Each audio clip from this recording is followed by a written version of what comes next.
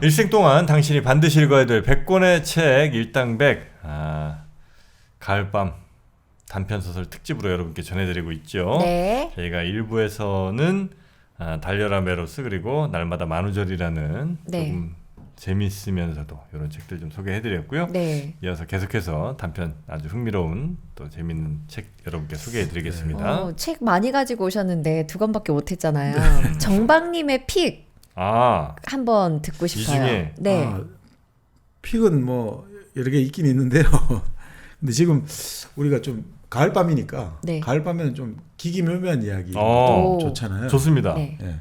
그래서 조금 판타지 관련된 이야기부터 먼저 하고 네. 그다음에 또 좀 판타지스러운 이야기인데 김동인의 광염 소나타 이렇게 한번 좋습니다. 이어가보죠. 네. 네. 그 예전에 한번 우리가 그 유명한 영화도 있죠. 라쇼몽. 네. 바로 나생문이라는 네. 그 영화는 원래 이 사람의 소설 그 나생문하고 그리고 숲을 속이라는 그 소설을 합쳐가지고 영화를 만든 거거든요. 결국 우리가 아까 정말 진실이 무엇인가 우리가 경험했다 하더라도 그걸 진실이라고 우리가 확정할 수 있는가 그게 결국 그 라쇼몽이라는 영화의 주제라고 할 수도 있죠. 네. 네. 다 각각의 자기가 경험한 부분적 진실을 이야기하는데 이게 다 다르단 말이죠. 그때 과연 그럼 누가 참말을 하고 누가 거짓말을 하고 이거 자체도 분간할 수가 없게 되는 게 우리가 살아가는 사실 인생의 국면이 아닌가 싶은데 그래서 그런 면에서 보면 이제 이 작가 아쿠타가 류노스케 그 바로 오늘 이제 그 두자춘이라는 이야기하고 기묘한 이야기라 묘한 이야기라는 책 이제 단편이 있거든요. 네. 이런 느낌이 들어요. 이 사람도 이제 또 일본 작가들이 좀 약간 자살을 좀 많이 했는데 네. 아까 말씀드린 그 달려라 메로스의 작가도 자살을 했습니다만 네네. 바로 이제 아쿠다가 류노스케도 자살을 했죠. 30대 자살했는데. 어이구. 근데 이런 것 같아요.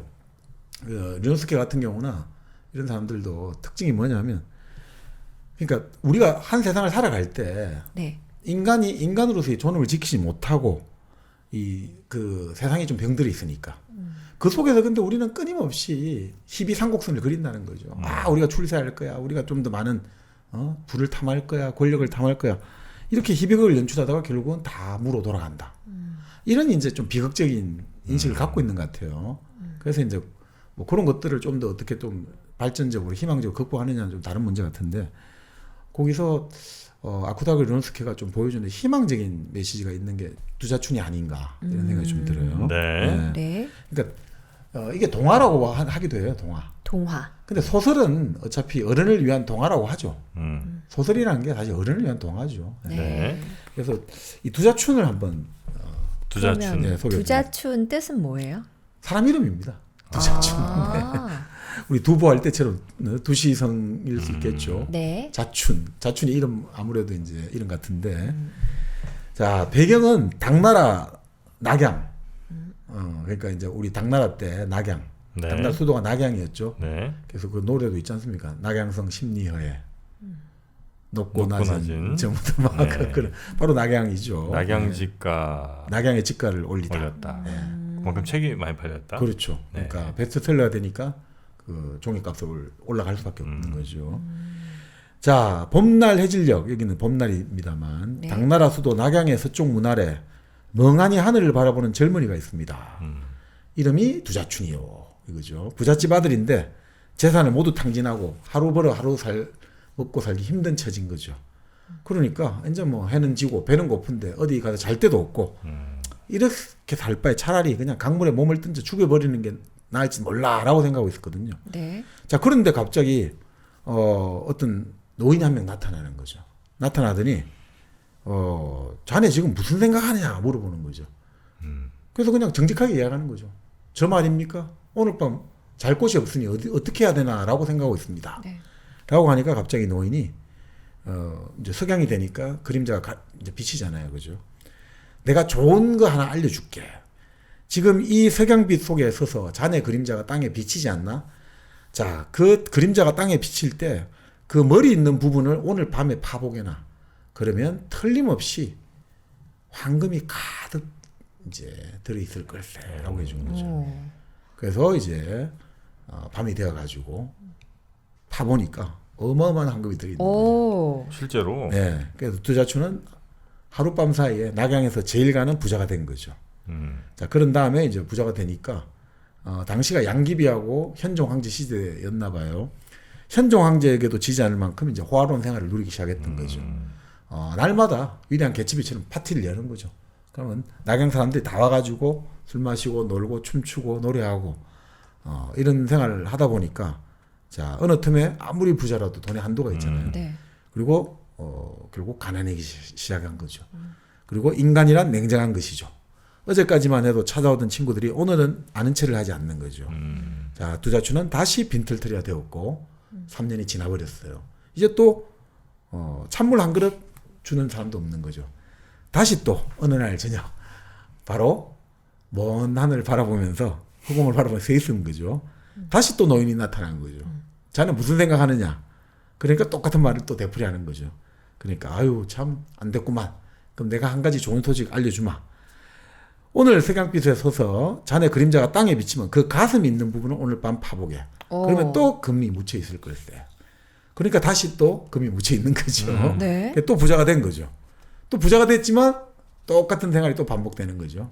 결국 3년 안에 또 빈털터리가 돼버렸어요. 그래서 다시 또 3년 뒤 어느 날 네. 멍하니 바라보고 있으니 또 그 노인이 나타난 거죠. 똑같은 질문을 3번 하는 거죠. 자네 무슨 생각하느냐. 똑같은 대답을 또 하는 거죠. 그러니까 또 똑같은 답이 나오는 거죠. 그래 자네 오늘 밤 그림자가 땅에 비칠 때 머리였고 가슴이었고 이번엔 배란 말이죠. 배 있는 부분을 하니까 갑자기 두자춘이 아니요 돈은 이제 필요 없습니다. 돈은 이제 필요 없습니다. 저는 이제 다 질려버렸습니다. 인간이라고 하는 것에 정남이가 떨어졌습니다. 돈이 있으면 나한테 살살거리고 돈 떨어지면 언제 받느냐는 듯이 이제 더 이상 저는 인간의 정이 떨어졌습니다. 네. 인간은 다 냉정합니다. 그러니까 이제 뭐 내가 큰 부자 되어봐서 뭐 하겠습니까? 그러니 그러면 자네 이제부터 가난하더라도 마음 편하게 살겠다는 거냐? 그러니까 노인이 얼굴을 보면서 두자춘이 이렇게 말하는 거죠. 당신의 제자가 되어서 도사가 되고 싶습니다. 선술 수업을 하고 싶습니다. 아무리 봐도 당신은 등 높은 선인입니다. 도사님입니다. 그리고 선인이 아니고서 어떻게 하룻밤 사이에 저를 최고의 부자로 만들어 줄 수 있겠습니까? 제발 스승이 되어서 저에게 도수를 가르쳐 주십시오. 된 거죠. 자, 그러니까 노인이 미간을 찡그린 채 묵묵히 생각하다가 빙긋 웃으면서 그래, 실은 나는 아미산에 살고 있는 철관자라는 선인이야. 내가 자네를 보았을 때 자네 얼굴이 영리하게 보이기에 부자를 만들어 주었지만 그렇게 선인이 되고 싶다면 내 제자로 삼아 주겠네. 라고 이제 말을 딱 약속을 하는 거죠. 자, 그런 다음에 이 이야기를 하는 거예요. 자, 그런데 자네가 나에게 약속을 하나 해야 되네. 앞으로 어떤 일이 벌어지더라도 절대로 소리를 내서 안 되네. 앞으로 온갖 마귀가 나타나고 모든 일이 벌어질 걸세. 한마디라도 입을 벌렸다가는 자네는 결코 선인이 되지 못할 것이니 각오하게. 알겠나? 천지가 뒤집혀도 입을 다물고 있어야 돼.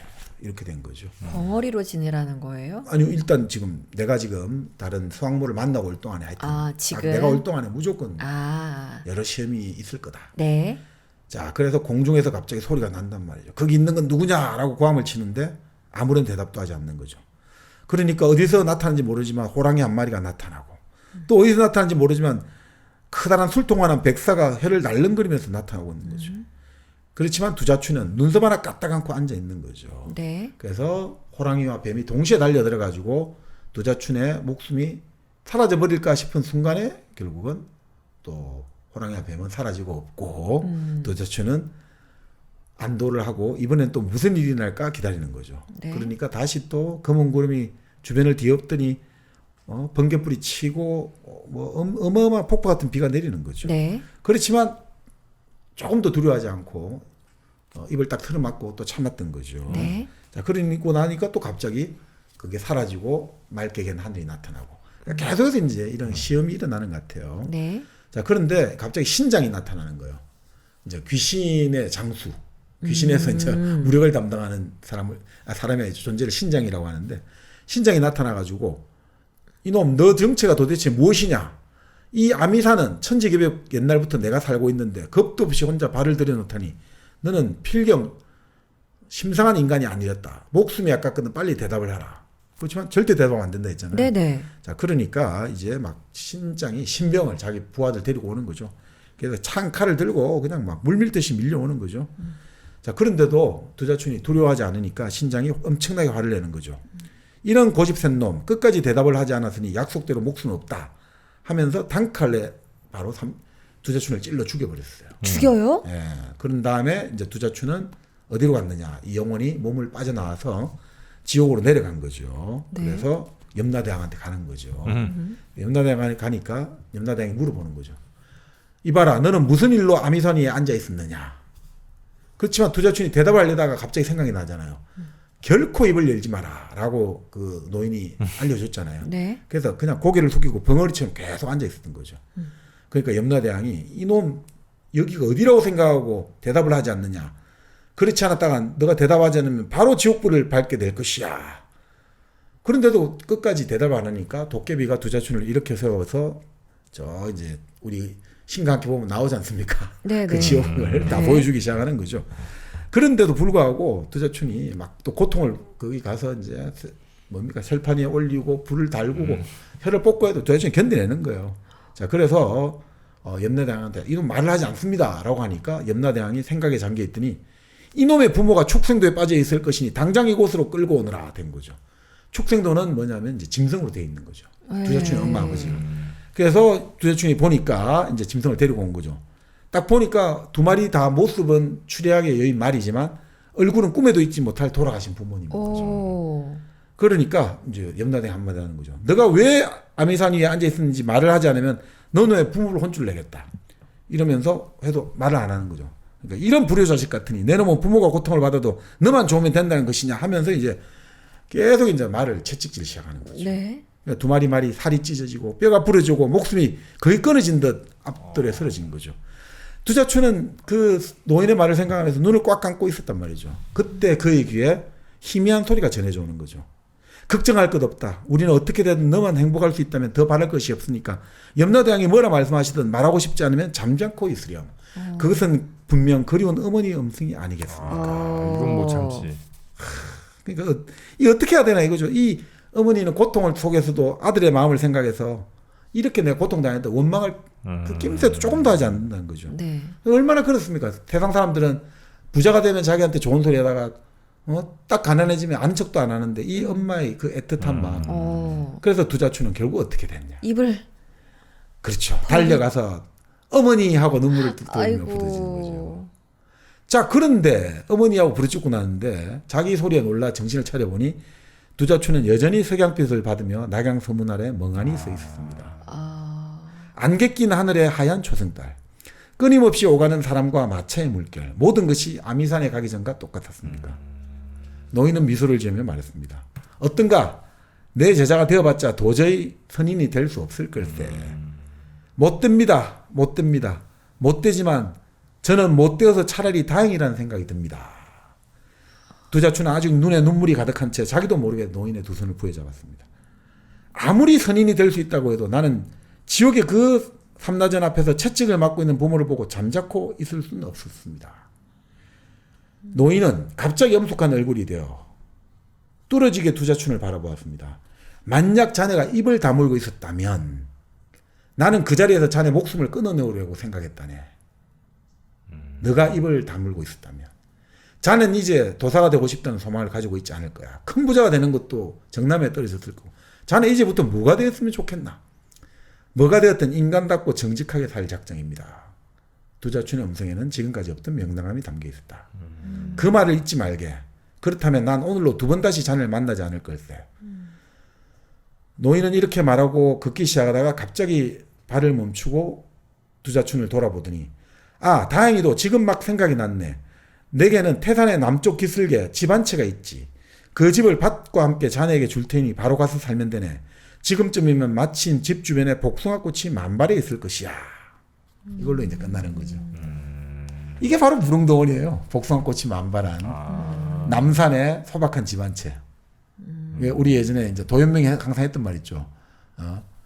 그 채국 동리야. 동쪽 그 울타리 밑에서 채국 동리야. 국화꽃을 이제 이렇게다가 유연견 남산 일어서서 유장하게 저 멀리 남쪽 그 남산을 바라본다. 이게 바로 이제 이상향이에요. 우리가 살아가는 이상향.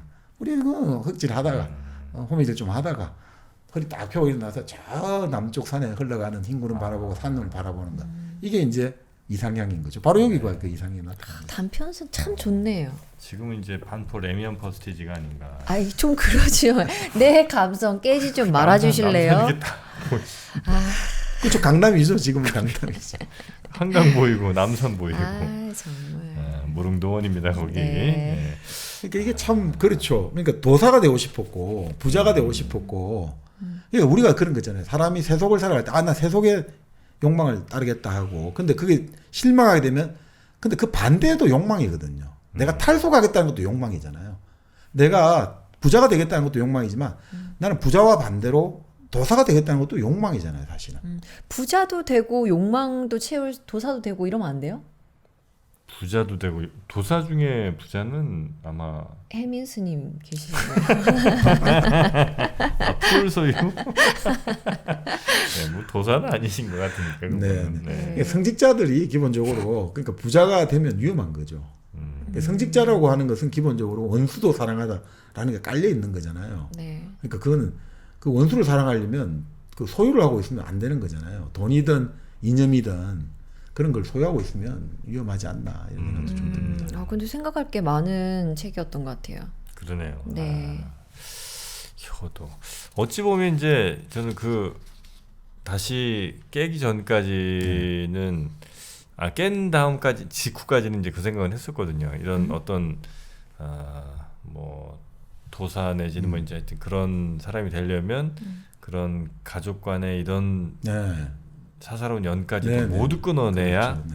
이제 될 수 있다. 이제 그런 메시지인 줄 알았더니 꼭 그렇진 않네요. 끝까지 보니까. 예, 예전에 제가 들은 이야기인데 성철 스님이 그 수도자의 마음가짐 어찌해야 되느냐 하면 청상에 과부가 된 사람이 오로지 자식 하나 낳았는데 그 자식을 데리고 길을 같이 걸어가다가 갑자기 마른 하늘에 날벼락이 떨어져서 자식이 벼락에 맞아가 바로 그 자리에서 죽더라도 눈 하나 깜짝하지 않고 길을 걸어갈 수 있는 자세가 수도자의 자세다.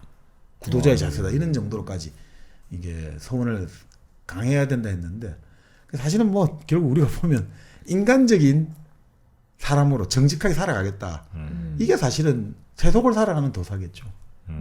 세속을 떠나간 도사는 우리가 알 수가 없지만 세속을 살아가면서 도사 선인을 살고 싶은 사람들은 결국은 간단한 거겠죠. 여기서 나오듯이 정직하게 살면 세속에서도 얼마든지 도사처럼 살아가는 거예요. 저는 도사하면은 약간 자기 마음을 정화하고 세속에서 벗어나서 그러니까 뭔가 자기만의 행복을 찾아 떠나는 뭐 이렇게 그냥 단순하게 생각했는데 나 자식이 죽는 걸 눈앞에서 보고 엄마 아빠가 뭐 지옥에서 지옥불에서 이런 걸 다 보면서도 그걸 다 모른 척하면 그 마음은 지옥이잖아요. 그럼 도사가 될 필요가 없어 보이거든요. 그렇죠. 아무 의미가 없는. 그건 두자춘인 거죠. 그러니까 두자춘. 자, 네. 하여튼 뭐 두자춘이라는 짧은 또 소설 하나 소개해드렸고요. 네. 정직한 삶. 그것은 뭐 결국 또 사회적으로 보면 팩트 체크 아니겠습니까? 정직한 삶이 팩트 체크인가요? 정직하게 가야 되니까. 어떤 그렇구나. 사실에 대해서 정확하게 네. 그 팩트 체크를 하려면 팩트 체크의 어떤 그 순서가 또 있어요. 네, 팩트 체크 넷에 들어가 보시면 알 수 있는데 예를 들면 이런 거죠. 팩트 체크할 거리가 있어야 될 거 아닙니까? 네. 아이템을 찾아야 되고요. 네. 그 다음에는 이게 검증 가능한가? 왜냐하면 아무리 내가 아이템을 찾아도 검증 가능하지 않은 거면 팩트 체크라는 게 무의미하잖아요. 네네. 검증 가능한지 한번 보고 또 이걸 먼저 혹시 체크했던 데가 있는지 선행 팩트 체크를 한번 좀 검색을 해보고 그 다음에 검증 대상의 어떤 질문을 써봅니다. 이런 질문을 통해서 이걸 검증할 수 있겠다. 그리고 나서 이제 검증 자료를 조사하고 결과물을 작성한 이런 이제 단계들이 또 있습니다. 네네. 팩트 체크를 위해서는 그런 것들을 아주 그 단계별로 아주 시스테믹하게 잘 또 우리가 경험할 수 있는 곳이 팩트 체크넷이라고 있거든요. 이걸 혼자 하려면 엄청 시간이 많이 걸릴 텐데요. 그래서 이제 집단 지성이 좀 필요한 거고요. 시민 모두가 어쩌면 지금 잘못되고 있는 이런 언론의 관행이나 이런 것들을 바꿀 수 있는 아주 소중한 자원이 되는 게 아닌가 싶습니다. 팩트체크넷에 접속해 보시면 이런 내용들 확인하실 수 있고요. 여러분이 직접 팩트체커가 되실 수도 있습니다. 팩트체크넷 잊지 마시기 바라겠습니다. 네. 자, 그러면 다음 단편 한번 가볼까요? 그래서 이게 짧으니까 묘한 이야기를 아쿠다가 이렇게 간단하게 한 번 더 하나만 하고, 더 볼까요? 네, 바로 묘한 이야기. 김용인으로 넘어가죠. 네. 네. 자, 어느 겨울밤 나는 오랜 친구와 함께 긴자거리를 걷고 있었다. 긴자거리 걷고 있으니까 이제 그 친구가 그 이야기하는 거죠. 얼마 전에 여동생한테 편지가 왔네. 자네에게 안부 전해달라는군. 여동생? 예. 근데 그 여동생 편지에 묘한 이야기가 들어있더라고 하면서 이야기를 꺼내는 거예요. 네. 그러면서 이제 이야기를 들려주는 거죠. 자, 자네도 알다시피 여동생의 남편은 1차 세계대전 때 지중해 방면에 파견된 함정의 장교였지. 그래서 남편이 없는 동안 친정에 와 있었는데 전쟁이 끝날 때쯤 여동생의 신경쇠약이 심해지기 시작했다네. 그 원인은 일주일에 한 번씩 꼬박꼬박 오던 남편의 편지가 뚝 끊어졌기 때문인지도 몰라. 바로 그 무렵이었지. 아침 대바람부터 비가 오기 시작해서 엄청 추운 오후였는데 여동생이 오랜만에 가마쿠라에 놀러 갔다 오겠다는 거야. 가마쿠라에는 그의 학교 때 친구가 살고 있었거든. 그런데 우리가 비도 오고 하니까 말렸지만 화가 난 채로 후다닥 준비를 해가지고 꼭 가야 된다고 얘가 떠났다네. 어쩌면 오늘은 거기서 묵고 내일 올지도 모르겠어요 하고 떠났는데 조금 있으니까 어떻게 된 일인지 비에 흠뻑 젖어서 얼굴이 새파래져가지고 돌아오는 거야. 이야기를 들어보니 중앙정거장에서 끝에 있는 전차정거장까지 우산도 없이 걸었던 모양이야. 왜 그런 짓을 했니 하고 물어보니 그게 또 묘한 이야기인지 뭔가. 중앙정거장에 들어가니까 입구에 있던 빨간 모자를 쓴 사람이 갑자기 여동생에게 인사를 하더래. 그런 다음 바깥 양반은 잘 계시지요 하고 말했다네. 이것도 묘한 이야기지. 근데 더 이상한 것은 여동생이 그런 빨간 모자의 질문을 별로 이상하다고 생각하지 않았다는 거야. 그래서 감사합니다. 최근에는 어찌된 일인지 전혀 소식이 없네요. 그렇게 대답까지 했다는 거네. 네. 그러니까 빨간 모자가 한 번 더 그럼 제가 바깥 양반을 뵙고지요 하고 말했다는 거야. 남편이 지금 멀리 지중해 있는데 어떻게 만나고 온다는 말을 하지? 그래서 갑자기 여동생이 이 사람 미쳤나라고 생각이 미쳤는데 이 사람 미쳤구나라는 생각이 들었는데 갑자기 그 빨간 모자가 슬금슬금 사람들 속으로 사라지고 말았다는 거야. 그런데 지금까지 자기하고 이야기를 나눴던 빨간 모자의 얼굴을 아무리 생각하려고 해도 생각이 안 났다고 하는군. 그와 동시에 모든 빨간 모자가 다 그 남자로 보이고 남자들은 다 빨간 모자로 보이는 뭔가 이상한 느낌을 가졌다고 하더군. 네. 자, 그래서 갑자기 기분이 나빠지니까 가마쿠라고 뭐고 거기 가는 것 자체, 여기 있는 것 자체가 기분이 나빠져서 우산도 안 쓴 채 엄청나게 쏟아지는 비를 맞으며 정거장을 도망쳐 나왔다네. 아무래도 뭐 신경쇠약이겠지. 자, 그런데 그 이후로 애가 3일간 앓았다네. 감기가 심하게 들어가지고. 그래서 여보 잘 견뎌야 돼요. 왜 돌아오지 않는 거예요? 라며 마치 남편과 말하는 것처럼 헛소리만 하지 뭔가. 자, 그런데 그럭저럭 한 달이 지났다네. 다시 여동생이 외출을 나갔다가 빨간 모자에게 또 당했다는 거야. 자, 어떤 일이 있었냐. 언젠가 남편의 동료가 미국에서 이제 2년 만에 돌아왔다네. 그러니 여동생이 그 사람을 마중하러 가기 위해 아침부터 집을 나섰는데 자네도 아는 것처럼 그 역일 때는 원래 대낮에도 사람들 왕래가 거의 없지 않나. 그런데 지나가다 보니까 빨간 모자를 쓴 사내가 등을 보이며 쭈그리고 앉아 있었다는 거야. 담배라도 피우고 있었던 거겠지. 그런데 그 모자의 빨간색을 보자 여동생은 왠지 정거장에 가면 또 이상한 일이 생길 것 같은 예감이 들어 그냥 돌아갈까 생각했더군. 자, 그렇지만 정거장에 가서 남편의 동료를 마중하고 그리고 일행이 줄지어서 개찰구를 나오는데 누군가 여동생 뒤에서 바깥분은 오른쪽 팔에 부상을 당하셨답니다. 편지가 안 오는 것은 그래서 때문이죠. 오른쪽 팔에 부상을 당해서 편지를 쓸 수가 없어서 편지를 못했답니다. 여동생이 얼른 뒤를 돌아보니까 뒤에는 빨간 모자고 뭐고 아무것도 없었어. 그런데 어떻든 그런 소리가 들렸다는 것 자체가 참 묘한 일이지. 그 애는 그대로 개찰구를 나와 다른 사람과 함께 남편의 동료가 차에 타는 걸 전송하러 갔어. 그러니까 또 한 번 뒤에서 부인, 바깥 양반은 다음 달 안에 돌아오실 거랍니다. 라고 누군가가 또 말을 걸었어. 뒤돌아보니까 또 아무도 없는 거야. 그 사람은 없고 빨간 모자 없는데 소리만 들려오더라는 거야. 한청. 자, 그런데 뒤쪽에는 없는데 앞을 보니까 빨간 모자 2명이 자동차에 짐을 싣고 있다지 뭔가. 그중 하나는 무슨 생각에서인지 여동생 쪽을 돌아보더니만 희죽하고 묘하게 웃었다네.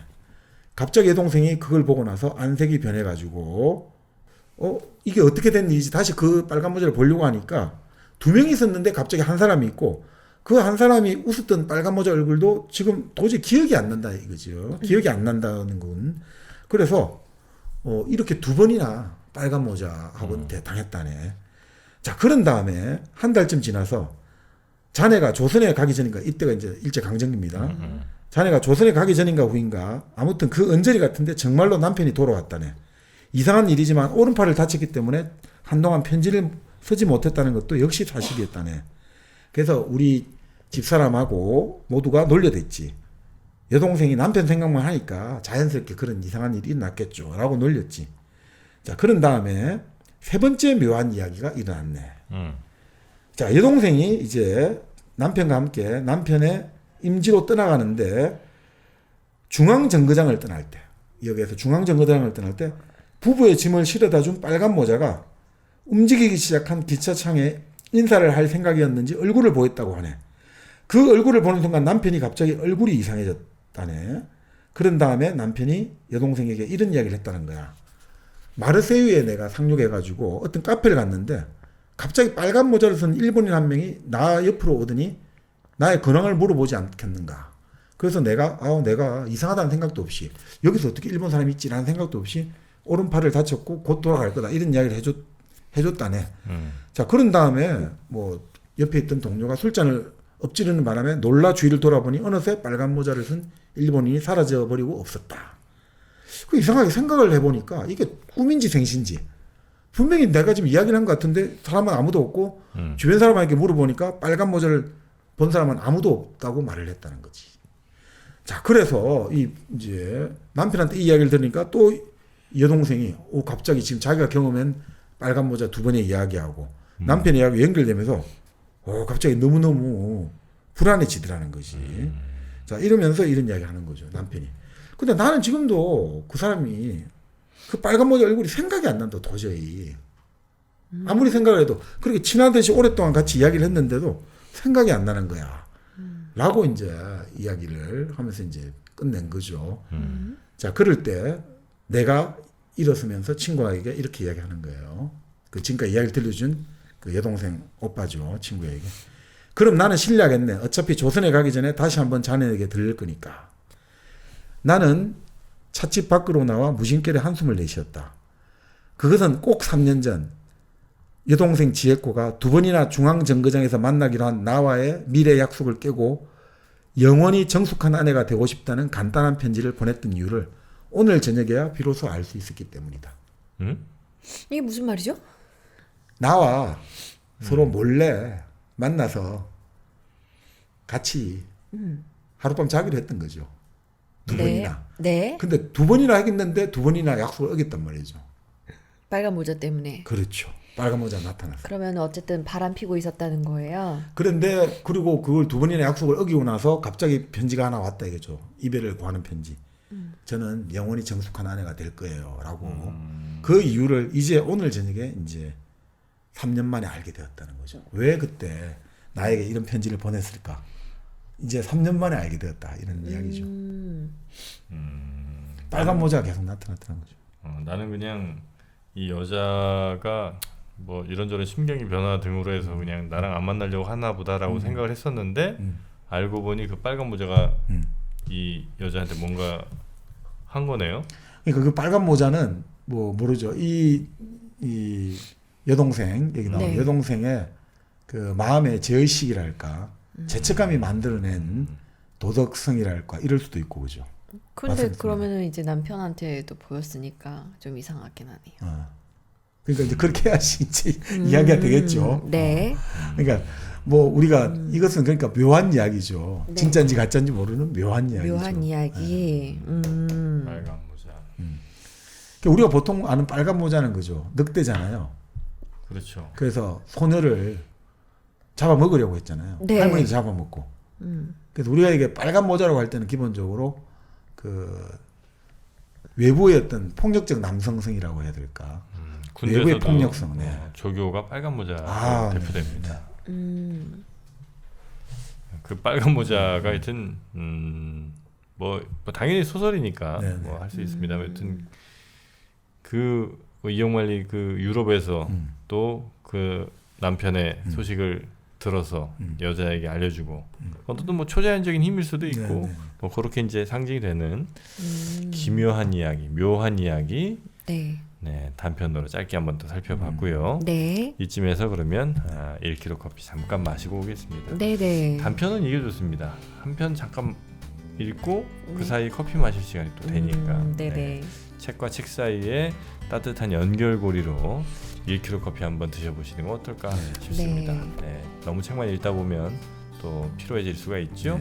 그 피로함을 또 향기와 함께 조용히 날려보내시는 우리 책사랑하는 여러분 되시기 바라겠습니다. 1kg 커피는요 포털 사이트에서 1kg 커피 검색하셔도 되고 1kg 커피 앱을 다운로드 받으시면 편하게 여러 가지 주문하실 수가 있습니다. 사은품도 함께 챙겨드리니까 일당백 청취자라는 거 꼭 잊지 마시고 적어주시기 바라겠습니다. 네.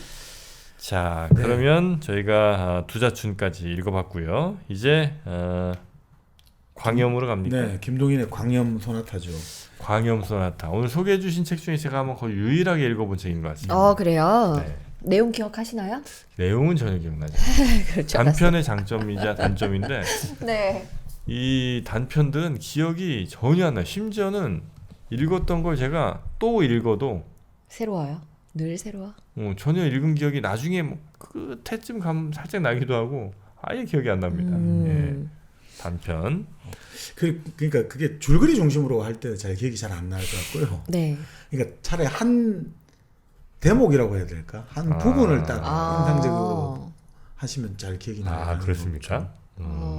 근데 저는 오늘 정박님이 여러 가지 단편을 소개해 주시잖아요. 이걸 고르게 된 진짜 엄청 많은 단편들이 있을 텐데 어떤 기준으로 골라오신 거예요? 그러니까 일단 좀 아무래도 흥행성을 봐야 되니까. 흥행성. 근데 이제 뭐 흥행성도 있습니다만 기본적으로 좀 삶을 다양한 각도에서 다른 각도에서 바라볼 수 있게 하는 것들이 또 단편의 장점 아닌가. 그러니까 장편은 종합적이잖아요. 어쨌든 종합적이니까 이것저것 다 볼 수 있는데 단편은 딱 한 면을 딱 보여주거든요. 맞아요. 그러니까 그 한 면이 우리가 흔히 알고 있는 고정관념화된 스테레오타입화된 것들이 아니라 정말 기발하게 딱 보여주는 게 있단 말이에요. 그러니까 그런 것들을 한번 찾아본 거죠. 네, 그럼 지금 소개해 주실 김동인의 광염 소나타. 근데 김동인은 뭐 우리 신문학을 바로 현대문학을 개척한 선구자 중에 한 명이죠. 나중에 결국 둘 다 친일파죠. 이강수와 김동인이 둘 다 이제 반미적 행위자로 올라와 있는데, 근데 둘 다 또 독립운동에 가담한 건 또 사실이에요. 김동인도 그 3.1운동 관련해서 그 투옥도 되기도 했고, 또 일본 왕을 하대를 했다는 이유로 말을 좀 경솔하게 했다는, 그러니까 일본 왕을 좀 폄하했다는 이유로 그 감옥을 갇히기도 했고, 이강수도 28 독립운동 선언문 기초도 했고, 또 상해 임시정부 가서 또 안창호 선생 옆에서 열심히 일도 하고 했죠. 그러니까 뭐 그런 건 다 있는데, 어쨌든 김동인과 이강수는 상당히 서로 반대되는 인물입니다. 어떤 사상이 반대된다는 게, 이강수 같은 경우는 계몽주의적인 지각을 갖고 있거든요. 교훈적이고 도덕적이고 이런 것들을 강조했는데, 김동인은 기본적으로 그게 가장 반대한 사람이죠. 예술의 자율성, 예술 지상주의. 예술을 통해서 우리는 신과 자연을 넘어서야지 무슨 예술을 가지고 사람을 가르치고 이런 도덕의 어떤 하위 부속물로 보느냐. 그래서 가장 서로 어찌 보면 반대될 수도 있다. 이렇게 볼 수 있는 거죠. 그렇기 때문에 김동인 같은 경우는 인간을 기본적으로 불신해요. 인간에 대해 근본적으로 회의하고 절망하고. 우리 예전에 배웠던 감자 같은 거 보면 나오잖아요. 감자? 자기 부인을 돈 벌리 오라고 매출을 시키는 거잖아요. 그런 다음에 또 중국 왕서방한테 갔다가 맞아 죽게 된 거잖아요. 그런데 왕서방하고 의사하고 그 복녀의 남편이 모여가지고 내일로 죽었다고 돈이 건네지고 그렇게 가버리잖아요. 그런 식으로 인간이란 이런 존재다. 참 신뢰할 수 없는 존재다. 그런 인간이라는 건 항상 극단적 상황 속에서 비극적 운명을 맞는다. 이런 게 이제 김동인 소설의 주 테마였죠. 네. 네. 그걸 알고 이제 보시면 좀 재미가 있을 것 같습니다. 네. 자, 광염 소나타. 뭐 말 그대로 광염. 미칠 광자, 불꽃 염자죠. 그런 소나타는 우리가 흔히 베토벤의 월광, 비창 소나타로 많이 알려져 있잖아요. 네. 예. 아주 사람을 어떻게 보면 격동을 시키는 네. 그리고 또 사람을 달래주기도 하고 이게 정확하게 제가 음악에 조예는 없으니 모르겠습니다만 네. 네. 예, 참 좋은 것 같습니다. 자, 그래서 이제 광염 소나타를 소개드리면 여기도 이제 배경을 이렇게 설명해놔요. 뭐 4, 50년대의 조선을 무대로 해도 좋고 유럽의 어떤 곳에 생긴 일이라고 해도 좋다 하면서 그냥 하나의 이 배경을 구체적으로 꼭 이제 시공간을 따지지 마시오라고 하는 거죠. 이게 이제 예술 지상주의적 사람들의 생각들이겠죠. 네. 자, 그러면서 한 유명한 음악 평론가가 이 해고를 하는 식으로 이야기를 들려주는 거예요. 자기 친구에게. 네. 자, 당신 이것을 어떻게 생각하시오? 천재가 있단 말이죠. 천재가. 근데 이 천재가 범죄 본능까지 그 천재를 끌어내기 위해서 범죄 본능까지 한꺼번에 끌어낸다면 이게 저주입니까? 축복입니까? 이렇게 이제 물어보는 거예요. 그러니까 이 천재를 우리는 끌어내야 되는데 이 천재를 끌어내기 위해서 범죄가 필요하다. 이럴 때 이게 그럼 이 천재를 가지고 있다는 게 저주인가 축복인가? 이걸 이제 물어보는 거예요. 그러면서 백성수라는 사람을 알지요? 라고 물어보는 거예요. 네. 백성수는 뭐냐? 그 유명한 광염 소나타의 작가가 아닌가? 그 작가가 지금 어디인지 아십니까?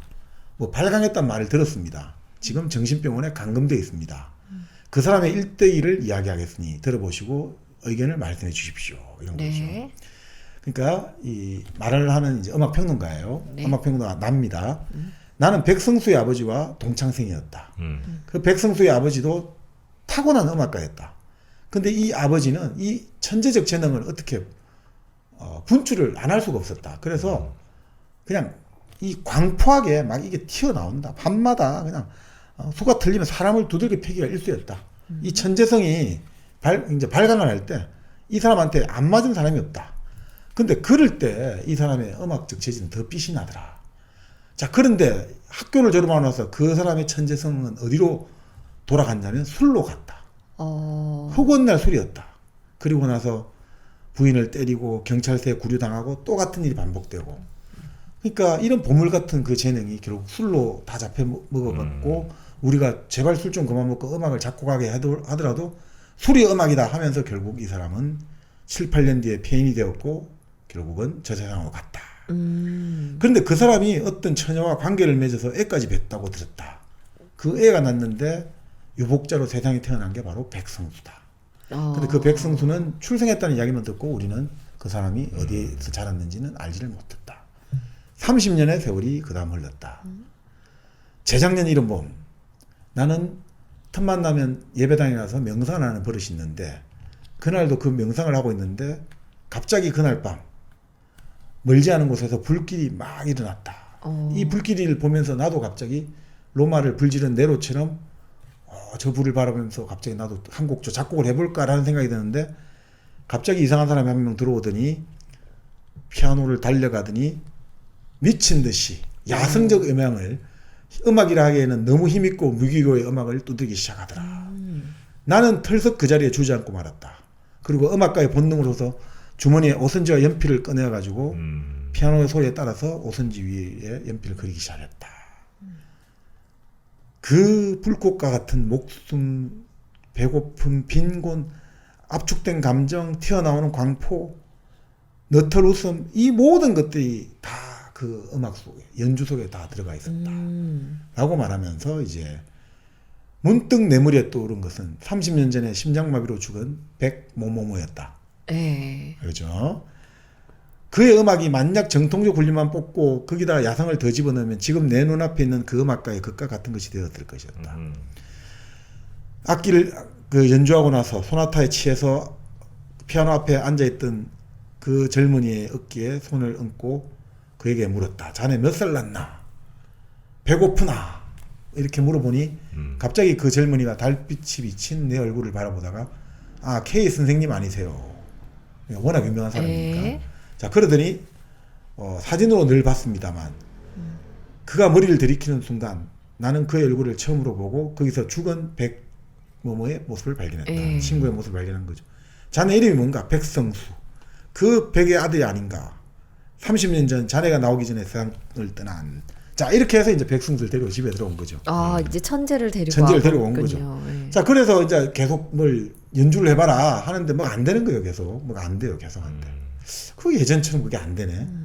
그래서 이게 왜 안 될까? 이제 고민을 하는 거죠. 음악에 대한 이거는 있는데 긴장이 안 생겨나는 거죠. 자 그런데 이제 왜 그날 이제 그러면 그런 음악이 나왔느냐 물어보니까 네. 내가 음악 공부를 하다가 힘들고 배고프고 해가지고 근데 엄마가 그날 이제 병들어 누워 있었다. 그래서 병들어 누워 있는 엄마를 의사 선생님 모시고 와야 되는데 어떤 가게를 지나가는데 가게 주인이 아무도 없더라는 거야. 네. 그래서 그게 이제 지금 나 돈도 없고 저 가게에 아무도 없으니까 돈을 훔치고 달아나다가 바로 주인한테 걸렸고 네. 그래서 바로 경찰서 갔고 그 와중에 감옥에서 나올 때까지 시간이 걸렸고 가니까 이미 어머니는 세상을 돌아가시고 없고 어머니 어디 묻혔는지도 모르고 그게 분노가 막 불타오르는데 내가 지금 그날 밤이 되어가지고 마침 그 집 앞을 지나가다가 그 분노가 샘솟듯이 올라가지고 불을 그 집에 지른 불을 지른 거예요. 거예요. 그런 다음에 그 표현하는 느낌이 네. 이걸로 나타났다는 거죠. 오. 자, 그러니까 이 백성수는 흥분되고 긴장되고 이런 것 감정이 있을 때는 그건데 이게 꺼지고 나면 평범해지는 거예요. 오. 그럼 이걸 어떻게 해야 되나 이거죠. 어떻게 해야 되나. 그러니까 당신 같으면 이 사람을 어떻게 해야 되나. 이 천재는 범죄를 통해서만 뭐가 나온다. 그래서 이제 백성수의 편지를 읽어주기 시작하는 거예요. 내한테 보낸 편지. 네. 그러면서 이런 거죠. 집에 불을 지르고 나서 선생님은 더 좋은 음악 자꾸 말씀을 하는데 난 더 이상 연주가 안 되더라. 그래서 어떻게 하면 좋을지 나도 몰라가지고 어느 날 밤중에 산책을 하는데 갑자기 발견한 커다란 볏짚 낯가리를 발견했다는 거죠. 그래서 그 낯가리에 갈려서 불을 붙였단 말이죠. 이 불을 붙이니까 사람들이 놀래가지고 그 낯가리 옆에 이제 집으로 옮겨 붙고 난리가 나잖아요. 그러니까 그 광경, 불 구경을 하다가 흥분대가 집에 와서 내가 또 음악을 잡고 했다. 그게 바로 성남파도였다는 거죠. 제일 처음 한 거는 광림소나타고. 네. 자, 그런 다음부터 어떻게 하느냐. 계속 거북하고 답답할 때마다 한 가지의 방아쇠끈이 생겨나며 그날 밤마다 한국에 음악이 생겨났다는 거죠. 그러니까 불을 지를 때마다 음악이 한 곡씩 나왔는데 문제는 이제 이것도 만성이 돼가는 거죠. 불 갖고는 이제 안 되는 거죠. 그래서 어떻게 해야 되나 고민을 하다가 그래서 갑자기 이제 피의 선율이라는 노래가 나오거든요. 그러니까 방화범들이 살인하잖아요. 그거 가고 있네. 네. 피의 선율. 네. 자, 이제 불 갖고는 뭐가 이제 좀 만성이 돼가 안 되는데 다리 아래에서 내가 지나가는데 무언가 발길에 채이는 것이 있었습니다. 성냥을 가지고 그어 보니까 웬 늙은 사람의 송장이었습니다. 그때만 해도 이제 20년대 이럴 때 네네. 많이 죽었죠. 네. 뭐 우리 그 뭡니까 오발탄이라는 영화 보면 50년대 그 청계천 이쪽에 목맨 여인들이 나오거든요. 그 영화에서. 그러니까. 자, 저는 그것이 무서워서 달아나려다가 갑자기 발길을 돌이켰습니다. 그런 다음 송장의 옷을 모두 찢어 갈기고 그 벌거벗은 송장을 무서운 힘으로 높이 쳐들어서 내던졌습니다. 마치 고양이가 생쥐를 가지고 놀듯이 다시 뛰어가서 송장을 들어서 이편으로 던지고 하며 머리가 깨지고 배가 터지고 그 송장은 보기에도 참혹스러워졌습니다. 그런 다음 저는 갑자기 마음이 긴장되어 흥분되어서 집으로 달려왔습니다. 그날 밤에 된 것은 피의 선율이었습니다. 그러니까 이런 식으로 자꾸 음악이 만들어지는 거예요. 그런 다음에 이런 심리를 과연 우리는 이해를 할 수 있느냐. 예술가로서는 능히 머리를 끄덕일 수 있습니다. 라고 이제 이 평론가는 자꾸 말하는 거죠. 그러면서 이제 백성수에 또 다른 게 나와요. 자, 사령이라는 또 음악은 어떻게 나왔냐. 사령? 죽을 사자, 이제 귀신 영자죠. 네. 그 여자가 죽었다는 것은 뜻밖의 일이었습니다. 그날 밤 혼자 몰래 그 여자의 무덤을 찾아갔습니다. 그리고 그의 무덤의 흙을 다시 파서 그녀의 시체를 꺼내어 놓았습니다. 푸른 달빛 아래 누워있는 아름다운 그녀의 모양은 과연 선녀와 같았습니다. 가볍게 눈을 닫고 있는 창백한 얼굴, 곧은 콧날, 푸르헤친 검은 머리, 아무 표정도 없는 고요한 얼굴은 더욱 처음함을 도왔습니다. 정신없이 들여다보고 있던 저는 갑자기 흥분이 되어 선생님, 저는 더 이상 설 용기가 없습니다. 재판소의 조서를 보시면 저절로 아실 것입니다. 그날 밤에 된 것이 사령이었습니다. 시간을 했다는 거죠. 시간을. 시간. 아유. 시체와. 와. 변태네. 아니 어떻게 여기 한 1920년대? 예. 이거 나왔을 때 굉장히 그래도 좀 파격적인 내용이었네요. 아니 근데 뭐 내용은 없잖아요. 그냥 아, 뭐 네. 더 이상은 네네. 말 못했다. 좋아요. 재밌어요. 네, 그래가지고요. 이리하여 저는 마침내 이제 진짜 그렇습니다. 마지막은 어떠냐? 사람을 죽인다는 경우까지 이르렀습니다. 한 사람이 죽을 때마다 한 개의 음악이 생겨났습니다. 그 뒤부터 제가 지은 그 모든 음악은 모두 다 한 사람씩의 생명을 대표하는 거죠. 연쇄살인마가 됐다는 거죠.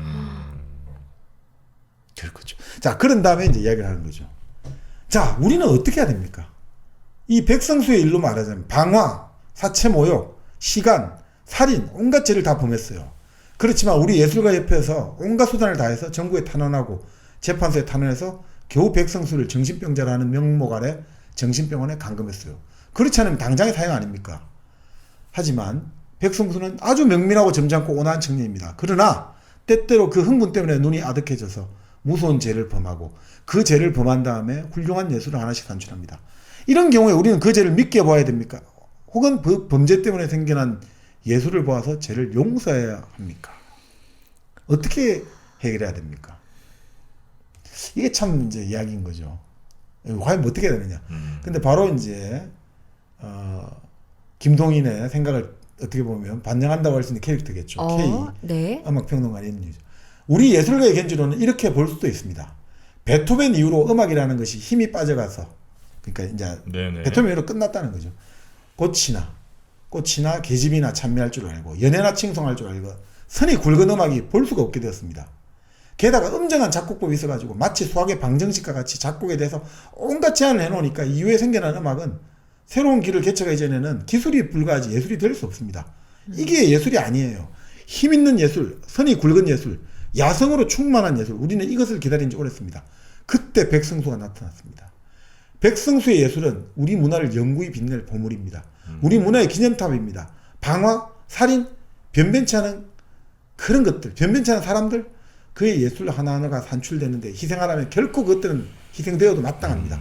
천년에 한 번, 만년에 한 번 날지 모르는 큰 전제를 몇 개의 범죄의 구실로 이 세상에서 없이해야 된다는 것은 더 큰 제약이 아닐까요? 라며 그는 새빨간 저녁에 비친 그의 늙은 눈에는 눈물이 번뜩였다. 라고 이제 끝나는 거죠. 끝나요, 이렇게? 네. 아, 어떻게 생각이 드십니까? 이거 들으면서 저 영화 향수 생각났거든요. 향수. 비슷하지 않아요? 향수가 파트리크 주스킨트. 예. 영화로도 이제 만들어졌고요. 예, 그러니까 뭔가를 희생해서 엄청난 걸 만든다. 근데 이게 그 예술 작품들이 결국 이제 굉장히 많은 사람들에게 아주 깊은 영감을 주기도 네네. 하고 그러니까 또 굉장히 큰 가치를 갖기도 하는데 네. 그걸 위해서 사람의 생명까지 앗을 수 있다. 요건 뭐 우리가 받아들이기는 뭐 매우 어려운 것 같긴 한데. 어렵죠. 예술이라는 게 보통 그 사람이 살아온 삶을 어떤 작품으로 만들었을 때 그 사람의 인생을 통틀어서 그걸 같이 감상하는 거라고 생각하거든요. 근데 사람을 막 죽여가지고 만든 게 그게 무슨 가치가 있을까? 약간 너무 뻔한 말이죠. 아니 근데 본인이 모른다면. 아, 내가 모르는데 보는 사람들이 다 몰라. 몰라야 돼요. 만약에 모른다면 그 감동은 엄청나다면 그 감동이 그럴 수도 있지 않을까?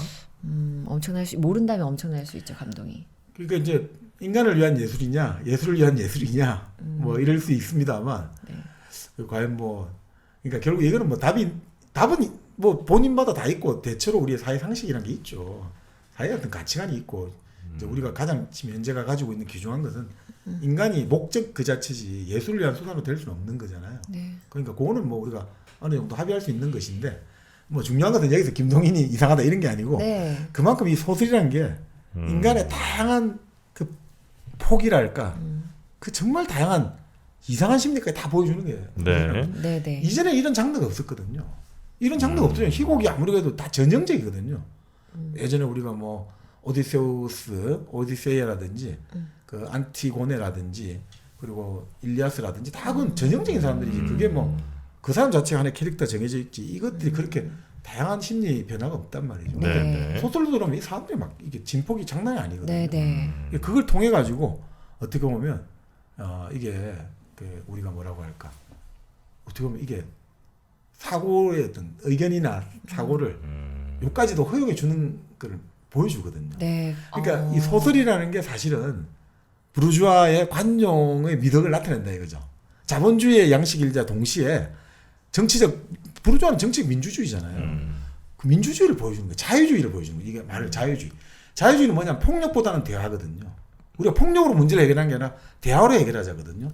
토론과 타협으로 인간의 이성을 가지고 우리는 얼마든지 서로 합의를 볼 수 있다는 게 자유주의 신념이거든요. 네. 네. 이것을 뒷받침해 주는 게 소설이에요, 사실은. 이 소설이 그러니까 이런 사람을 죽이면서까지 예술을 하자는 것도 우리는 허용해 준다. 이 소설을 통해서 우리 한번 서로 이야기를 나눠보자.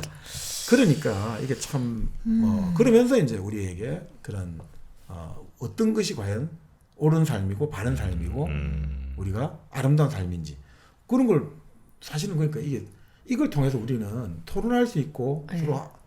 서로 너의 생각과 이걸 서로 알아볼 수 있기 때문에 사실 소설을 많이 읽어야지 이 민주주의가 자유주의와 개인주의가 꽃을 필 수가 있어요. 소설을 안 읽은 사회는 지금 소설 잘 안 읽잖아요. 네. 개인주의와 자유주의가 전 세계적으로 다 위협받는 게 소설을 안 읽는 시대적 흐름하고 아주 밀접한 관련도 있다고 보는 사람도 있죠.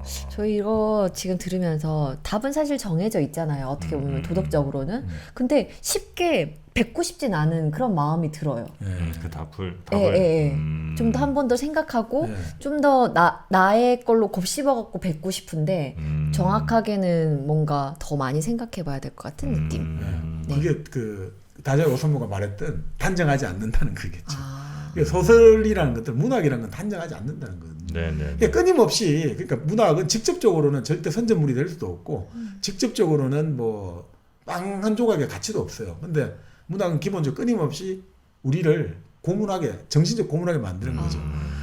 그러니까 우리에게 빵은 안 대주지만 그러니까 문학에서 배가 고픈 소년의 이야기를 다루잖아요.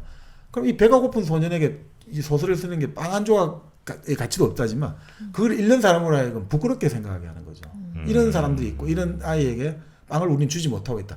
그럴 때 그것은 결국 이제 힘이 된다는 게 사실 문학과 소설의 힘이거든요. 네. 빵 한 조각은 될 수 없지만 또 그 소년에게 저는 한우 한 조각을 좀 드리고 한우 한 싶습니다. 조각. 네네. 소선당 한우, 네. 툭불 한우를 합리적하게 만나실 수 있는 맛보면 미치죠. 그 아이는 이제 다른 거 못 먹죠. 못 먹죠. 네. 네. 소선당 한우 맛있는 소고기 여러분도 한번 꼭 즐겨 보시고요. 네. 이제는 한우 툭불로 조금 고급스럽게 가셔도 좋을 것 같습니다. 네. 왜냐하면 아주 합리적 가격에 또 여러분께 드리고 있으니까요. 소선당 한우 한번 홈페이지 들어가 보시면 그 사진만 봐도 이게 얼마나 고급 한우인지 감이 좀 올 것 같습니다. 네. 소선당 한우 네이버에서 한번 검색을 꼭 해보시기 바라겠고요. 네. 몸 생각 많이 하시는 분들이라면 몸에 좋은 것도 뭐 있어요? 홍삼 있잖아요. 홍삼? 소백지향 홍삼. 네. 네, 그 홍삼만큼 또 우리 몸 생각해주는 음식이 어디 있겠습니까? 홍삼 진짜 좋죠. 네, 네. 레드 진생. 네, 레드 진생과 함께 네. 소백지향 홍삼, 소백산의 정기를 이어받은 소백산의 향기가 남아있는 소백지향 홍삼. 네. 우리나라가 또 전 세계에서 홍삼 제일 좋아하고 알아주죠. 알아주는 그런 나라 아니겠습니까? 네. 소백지향 홍삼으로 지금 이제 이 카타르 월드컵이 이제 곧 시작되는 것 같은데 네. 아마 이 소백지향 홍삼도 카타르에 먼저 도착해 있을 것 같습니다. 축구 선수들 다 먹을 거예요 아마. 아유, 먹고 뛰어야죠. 근데 이거 도핑 걸리나? 안 걸릴 거예요. 왜 걸립니까? 그만큼 또 선수들이 갑자기 막 너무 잘하면. 그렇지. 네, 하여튼 네. 소백지향 홍삼으로 적어도 응원하는 데는 문제 없으니까요. 응원할 네. 때 많이 드시고 힘있게 응원해 주시기 바라겠습니다. 네. 소백지향 홍삼까지 오늘 소개를 좀 해드렸고요. 네. 시간은 많이 좀 지났습니다만 네. 끝으로 기병대라는 단편 그거까지만 한번 네, 그러시죠. 청해 볼까요? 네. 이사크 바벨이라는 작가가 이제 기병대라고 이게 이제 일종의 연작 소설집이거든요. 옴니버스형이죠. 이게 아주 다양한 형태로 실험이 돼 있어 가지고 이게 번역이 됐긴 했는데 우리가 그 실험되는 어떤 문체의 맛을 좀 알기는 힘드니까 네. 네. 이게 이제 줄거리 중심으로 간단하게 말씀을 드릴 텐데 네. 사실 그 전에 앞서가지고 이제 이사크 바벨이라는 작가가 참 어떻게 보면 20세기에 그 러시아 혁명을 거치고 또 바로 이제 1991년에 또 러시아가 해체됐지 않습니까? 아주 역사에 큰 세계사 실험을 한 그 나라잖아요. 그러다 보니까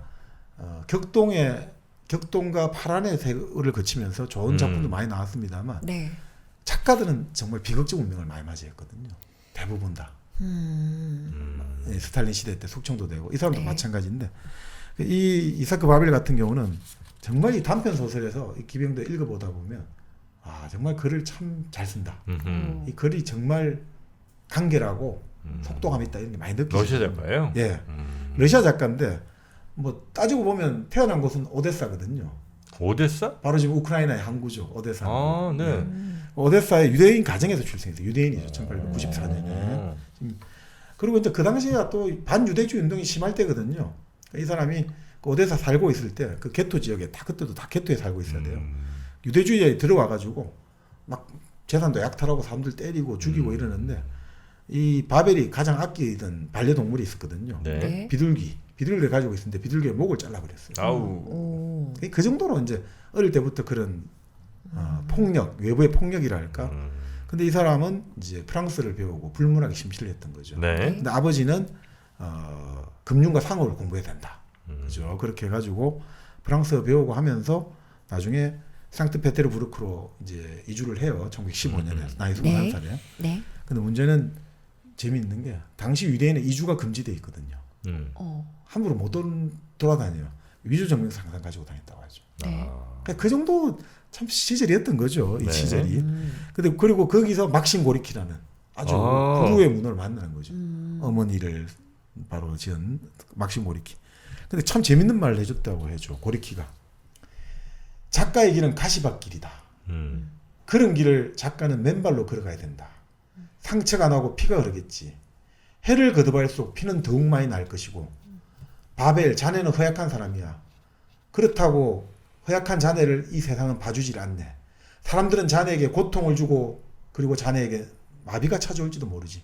그러다가 자네는 시들게 될 거야. 하지만 진정한 작가이자 혁명가라면 이 길을 걷는 것은 큰 명예일세. 자네가 가는 길에 축복이 내리길 바라네. 작가는 어떻든 가시밭길을 갈 수밖에 없다. 근데 그것이 바로 자네의 축복이다.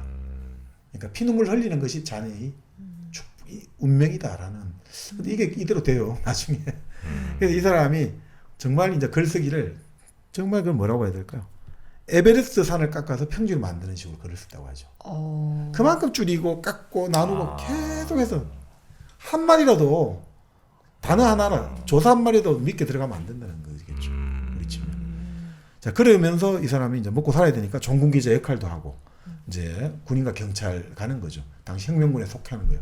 그래서 쓴 게 바로 기병대예요. 네. 바로 그 적군이죠. 혁명군에 속해가지고 당시 혁명군이 이제 백군하고 싸우기도 하고 폴란드하고도 싸움을 했거든요.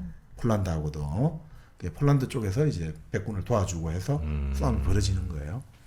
자 이러니까 이 사람이 그 경험을 가지고 기병들을 출간했는데, 그러니까 이걸 서양 이제 1926년에 이제 유럽에 출간되니까 어마어마하게 인기를 끌었는데 당시 이제 소비에트 군대에서 난리가 난 거예요. 아니 왜 이 소비에트 군대를 이상한 폭력적인 야만으로 그리냐. 이 사람은 있는 그대로 그랬거든요. 그러니까 이제 이쪽에서는 되게 이제 기분 나빴던 거죠. 그래서 얘 좀 반혁명 분자다. 근데 그 당시엔 누가 버티고 있었냐?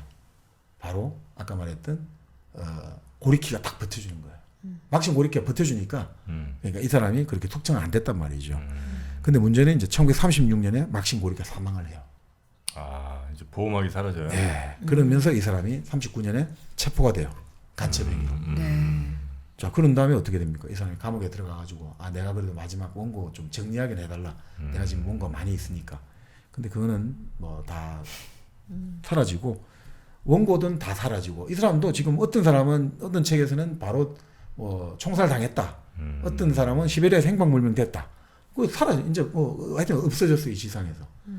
그 다음 시간이 지나서 1954년에 스탈린이 죽고 나서 이제 복권 판결을 받았죠. 바벨에게 내려졌던 과거의 판결은 범죄 행위가 없었다. 그래서 이제 모든 판결을 무효로 한다.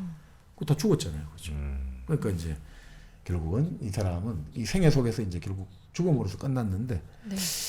참 이 작품들 이 기병대 여러 가지 많이 나오는데 제가 나의 첫 번째 거위라는 나의 첫 번째 거위. 거위? 예, 거위. 우리 말 그대로 꽥꽥대는 거위거든요. 이게 이 작품 전체를 딱 그 하나로 보여주는 것 같아요. 네. 어떤 내용이냐면 네. 주인공 화자가 나예요. 네. 나는 안경을 끼고 있어요. 그리고 상트페테르부르크 아주 이제 최고의 수도 도예지 출신이죠. 법학 학사예요. 그래서 내가 바로 적군의 부대인데 이제 혁명군대지만 누구냐면 바로 코사크들이 주축이 된 부대에 전입 신고를 하러 가는 거예요. 그 우리 타라스 불바 코사크들 네네네네. 그죠? 완전히 막 남성적이고 폭력적이고 네. 힘 이런 거지 않습니까? 안경 끼고 법학 학사고 도시 출신이다. 싫어할 요소를 다 갖추고 있는 거죠. 네. 그래서 전입 신고를 하러 가니까 지휘관이 한마디 하는 거죠. 안경 낀 사람을 우리는 좋아하지 않아. 여기서는 안경 낀 사람을 내버려 두지 않아. 네. 하지만 구박을 벗어날 방법이 없는 건 아니야라고 이제 알려주는 거죠. 그래서 이 사람을 부대에 이제 다른 위관이 소개해주면서 네. 당신 싫어할 것 같은데 참 힘들 거야. 그런데 방법이 하나 있어요. 어떤 방법이냐? 어디 저 마을에 예쁘장한 처녀 하나 범해버려 이런 거야. 성폭행해버려 이런 거야. 네. 이런 식으로 알려주는 거야. 그러면 이 가자크 병사들, 이 적군 병사들의 마음을 얻을 수 있을 거야. 라는 식으로 말해주는 거예요. 자, 그래서 이제 딱 가자크 병사한테 신고하러 들어가니까 다들 완전 적개적인 시선으로 바라보는 거죠. 네. 그러면서 갑자기 딱 서 있으니까 갑자기 한 명이 우리 멋진 음악을 당신에게 들려주겠다고 당신을 환영하나 하더니 자기 앞에 서가지고 엉덩이를 막 이상하게 음탕하게 돌리더니 갑자기 지금부터 사격을 실시하겠습니다 하면서 방귀를 뿡뿡뿡 끼는 거예요. 사격으로. 포격을 방귀 포격을 실시하겠습니다. 네. 그만큼 이제 완전히 야유하는 거죠. 니까지 있게. 너는 방귀만도 못해. 이런 식인 거죠. 자, 그러니까 야, 나가 어떻게 해야 될까 고민이잖아요. 그래서 배는 고프고 해서 또 바로 이제 병사들 밥 챙겨주는 노파에게 배가 고픈데 뭐 먹을 거 없어 하니까 이 노파도 가자크 병사들처럼 똑같이 이제 무시하는 거죠. 자, 그럴 때 갑자기 내 눈에 거위 한 마리가 뒤뚱뒤뚱 걸어가는 거 보이는 거죠. 네. 그래서 내가 가서 거위를 잡아가지고 바닥에 내동댕이 친 다음에 군홧발로 거위 대가리를 짓밟기 시작하는 거예요. 왜? 그래서 거위의 대가리가 내 군홧발 밑에서 지득이진 소리가 들리는 거예요. 오. 그런 다음에 어이 아줌마 저거 잡아서 구워.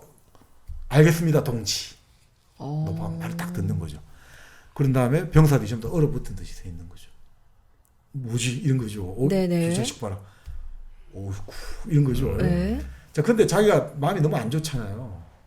생명을 그래도. 그래서 마음도 안 좋고 해서 이제 산책을 하러 나갔다 왔어요. 산책을 하고 1시간 정도 있다가 돌아오니까 갑자기 고참 병사가 어이 브라더 이런 거죠. 어이 형제요. 그 요리가 나올 때까지 이리 와서 좀 같이 마시자고. 이제 너는 이제 우리의 같은 동지야. 이러면서 이제 같이 어울리고 놀았단 말이죠. 네네. 그래서 그날 밤 같이 건초돔에서 잠을 자면서 꿈을 꾸는데 자기는 붉은 뭔가 내 심장을 계속해서 헐떡헐떡 이런 악몽을 꿨다. 이걸로 이제 끝나는 거죠. 아 그렇게 끝나요? 네. 그러니까 이게 계속 막 이런 것들이 나와요. 하나의 일화고 요거는. 그러니까 이런 일화들이 많이 나오는데 이게 네. 그러니까 당시 러시아 적군들 보면 이 뭐야 이래 되는 거잖아요. 우리가 이렇게 폭력적 야만적이냐. 근데 전쟁이란 건 다 이렇게 만들어낸다는 거죠. 사람을 사실. 모두를 악마로 만들어낸다는 거죠. 그래서 뭐 여기서 나오는 것 중에 이제 가자크 병사 이제 프리슈체파 이야기도 나오거든요. 이건 아주 한 2페이지짜리인데 간단해요. 이 프리슈체파라는 사람이 백군에 속해 있었거든요. 이제 바로 이제 러시아 황제를 뭐 지지한다고 할까요? 기득권을 지지하는 군대예요. 그 백군에 속해 있다가 도망을 쳤어요. 백군에 더 이상 못 있겠다고. 그래서 이제 백군에 도망을 쳤는데 자기 부모들이 그 고향에서 곤욕을 치렀겠죠. 자, 그런 다음에 이제 고향에 적군으로 들어가서 한 1년 만에 돌아온 거예요. 이제 이 고향은 전부 이제 적군의 손아귀에 들어온 거죠. 자, 들어오니까 어떻습니까? 이제 결국 이야기를 들어보니 너희 엄마 아버지는 다 살해가 됐고 너가 이제 백군을 탈영했기 때문에 다 죽였고 그 다음에 너희 엄마 아버지 집에 있는 모든 물건 같은 건 다 약탈됐다. 자, 그래서 이 사람이 이제 어떻게 하느냐? 이웃집을 차례차례 하나씩 들르는 거예요. 이웃집을 들르고 나올 때마다 그의 군 앞발에는 붉은 핏자국이 선명하게 찍혀 있는 거죠. 가서 이제 다 죽이는 거예요. 그리고 특히나 이제 어머니가 뭐 다 그냥 무조건 죽이는 게 아니라 네. 자기 엄마가 쓰던 물건이나 아버지가 쓰던 담배 파이프가 발견되면 그 집주인들을 칼로 찌르고 그 집에 기르는 개는 우물에 목을 매달아 버리고 그 집에 있는 성모 마리아 상에는 똥물을 퍼붓는 거야. 이런 식으로 다 하는 거죠. 그러니까 이런 식으로 딱 얘기해요. 그게 바로 프리슈체파의 이야기. 이런 것들이 하나씩 나오고 또 아니면 이런 것도 나오죠.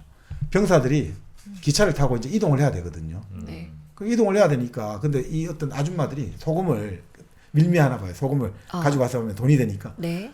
태워달라고 난리가 나겠죠. 근데 안 태워주겠죠. 지금 사람 없으니까. 그리고 여기서 타려면 각오를 해야 된다. 이 굶주린 병사들에게 밤새 완전히 그냥 뭐 연쇄 성폭행 당하는 거야. 각오를 해야 된다. 근데 아줌마들이 그걸 다 쫓아냈는데 한 아줌마가 이런 걸 하는 거예요. 우리 이 애 아버지 이 애를 꼭 보고 싶어 한다. 이 애를 좀 데리고 탈 수 없겠냐니까 주인공이 딱 하는 거야. 사람들에게. 우리 병사들이요. 이 정말 아이를 안고 이 여인을 우리가 태워줘야 되지 않겠냐. 사람들이 찬동하는 거죠. 그래서 이제 태워줬단 말이죠. 태워줬는데 시간이 좀 지났죠. 갑자기 내가 일어나서 나는 고발한다 된 거예요. 사람들 깨워가지고. 뭘 고발해? 나는 이 여자를 고발하겠다 된 거예요. 왜요? 이 애를 이 여자는 정말 나쁜 여자다 된 거죠. 왜 나쁘냐? 갑자기 보는 거예요. 아이가 지금까지 울지를 않고 있다 이거죠. 아이가 지금까지 울지 않고 있다 이거죠. 아이를 죽은 아이를 살아있는 그 점유장에서 소금을 그 안에 다 해놓은 거예요. 아이고. 그래서 아이를 열고 있는 전부 소금이 들어있는 거예요. 그러니까 흔히 말하는 중남미에서 옛날에 마약을 이동할 때 그 아이를 안고 타잖아요. 비행기에서 그래서 스튜어디스들한테 걸렸죠.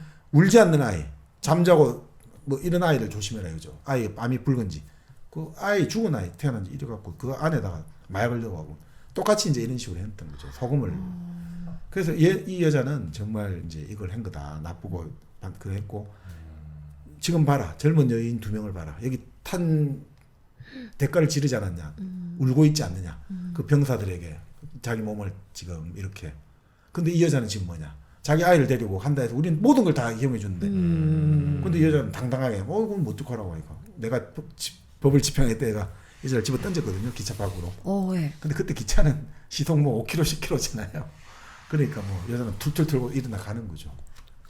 그래서 나는 도대체 이걸 어떻게 해야 되냐. 저 나쁜 여자를 이니까.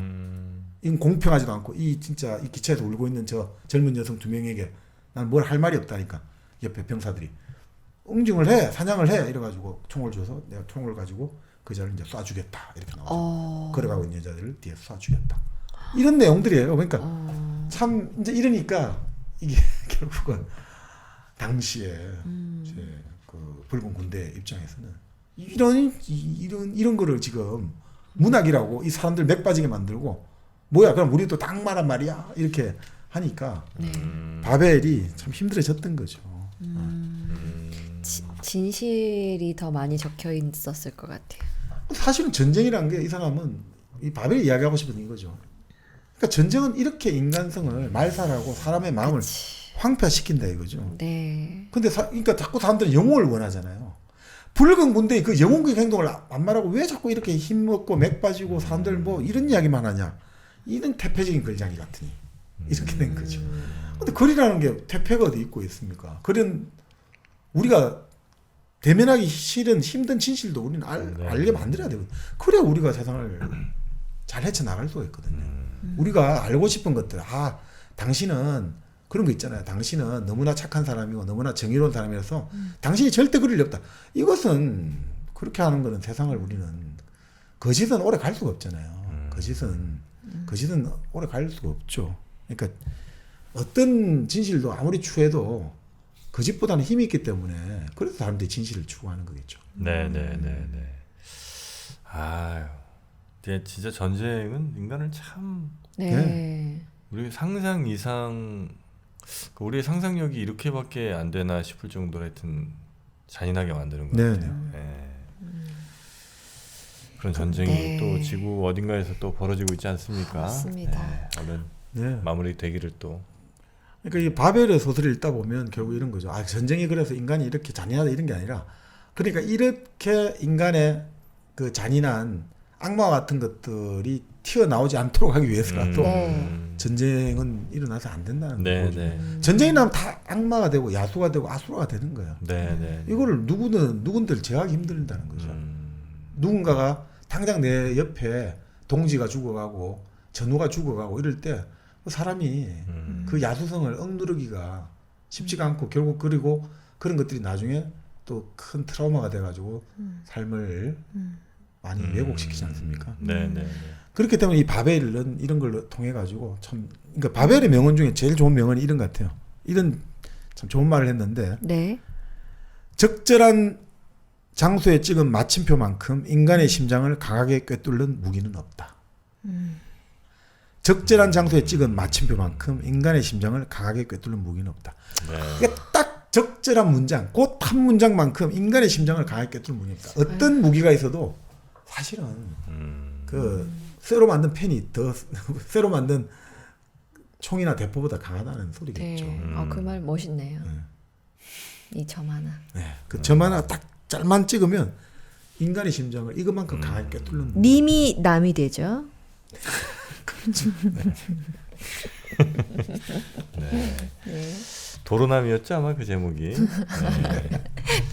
알겠습니다. 오늘 간만에 저희가 또 단편집 한번 또 특집으로 여러분께 전해드렸습니다. 오늘 같은 방송은 뭐 특히 아주 집중해서 듣지 않으셔도 편하게 좀 듣지 않으셨을까 하는 생각이 좀 들고요. 주무실 때 이렇게 켜고 주무시고 또 주변 분들께도 또 많이 좀 전파해 주셨으면 감사하겠다는 말씀드립니다. 저희 방송 구독과 좋아요 좀 눌러주세요. 네. 그리고 우리 이지선 씨의 제가 지금 또 읽어드릴 책도 여기 또 있거든요. 플로에서 플로 좀 깔고 하기 좀 번거로우실 수는 있는데 그렇죠. 네, 플로 가입하셔서 제 채널 제목이요 오디오북 잠들면입니다. 네. 지선 씨의 아주 그 목소리. 네, 잠들 때 듣기 좋게 나긋나긋하게. 특히 이번에 같은 소설들은 참 듣기가 그렇겠네요. 좋은 목소리로 들으면 참 여러 가지 울림도 많이 주고. 이번에 아마 많은 분들이 좀 들으실 것 같습니다. 그럼 너무 감사할 것 같습니다. 네. 자, 그럼 저희는 여기서 인사드리고요. 끝으로 혹시 저는 오늘 옛날 이야기 많이 들은 그런 느낌이에요. 그래서 K씨의 옛 이야기 신청합니다. K씨의 옛 이야기. 저는 아이유의 나의 옛날 이야기. 네네네. 그러시죠? 저는 그냥 넘어가겠습니다. 알겠습니다. 네, 알겠습니다. 자, 하여튼 여러분도 좋은 주말 저희와 함께 보내시기 바라겠고요. 네. 또 점점 날씨가 추워집니다. 또 옷 같은 거 추운 날 잘 챙겨 입으시고 목도리 같은 거 잘 두르시면 목 보호하는데 아주 좋습니다. 그래서 목폴라티를 입으셨군요. 이유가 있지요. 역시 키스 마크 가리는 게 아닙니다. 오해하지 마시고. 네. 저희는 다음 주에 뵙겠습니다. 함께해 주신 여러분 고맙습니다.